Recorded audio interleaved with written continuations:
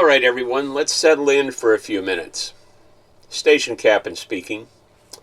Sitting here in this pleasant evening in mid-April, it's easy to forget what's just around the corner for us here in Glendale. I'm talking about monsoon season, and I want to be crystal clear. When we talk about monsoons, it's about so much more than just a bit of welcome rain. It's about potential mayhem. I've been responding to calls in this valley for a long time, and I've seen firsthand what monsoon storms can do.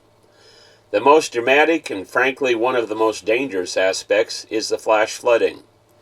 We all know those washers and retention basins, dry as a bone 99% of the year.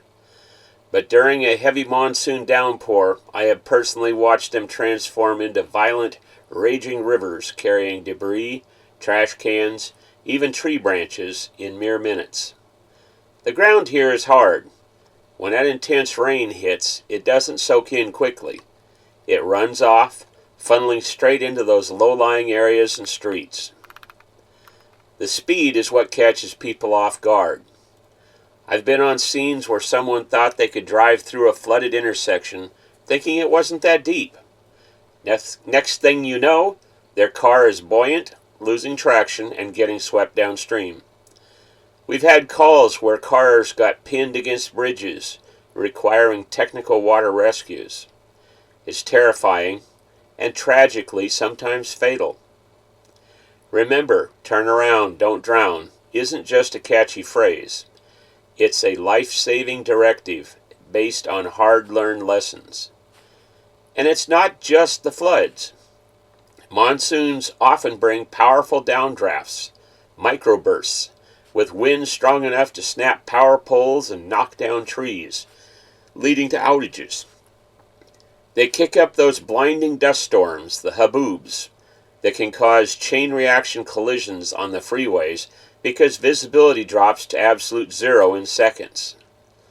It all adds up to a season where conditions can change dramatically and dangerously fast. So this brings me to a critical point for everyone living here. Let me ask you directly, do you know the flood risk right near a specific neighborhood? Do you live near a major wash? Is your street known to flood during heavy downpours? Are there low points in your regular commute? And thinking of that commute, or just needing to get somewhere essential during a storm, do you know alternative routes if your main roads are flooded and impassable? Having that local knowledge before the storm hits is crucial. Now, while these sudden, intense flash floods are our specific brand of water damage here in the desert Southwest, let's broaden the view. Just about every part of the United States faces its own significant weather problems, often involving water, but playing out differently. The need for awareness and preparation, however, is universal. Think about the Gulf Coast and the Atlantic seaboard. Their big water worry? Hurricanes.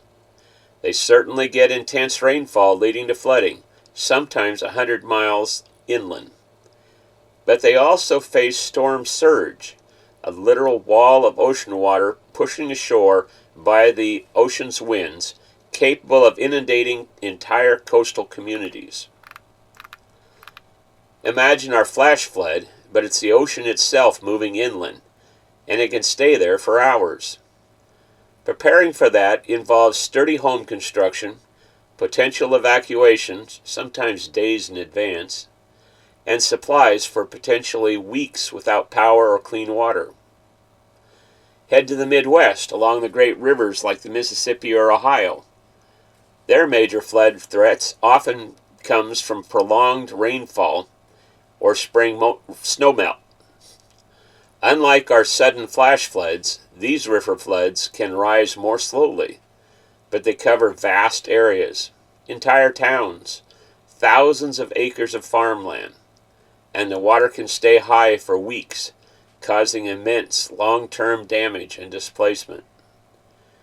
Preparedness there involves understanding flood stages, maybe having flood insurance, and knowing evacuation routes to higher ground. Understanding you might not be able to return for a long time.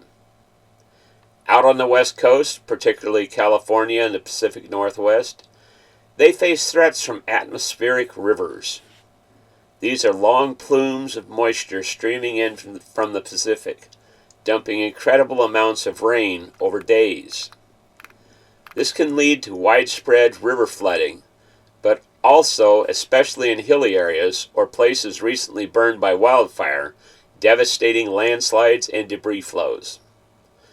Saturated hillsides simply give way, burying homes and roads in mud and rock, often with terrifying speed, similar in suddenness to our flash floods, but driven by ground saturation.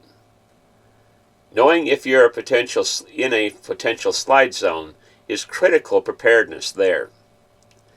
Even severe thunderstorms, common across much of the country in spring and summer, can produce dangerous flash flooding, especially in urban areas.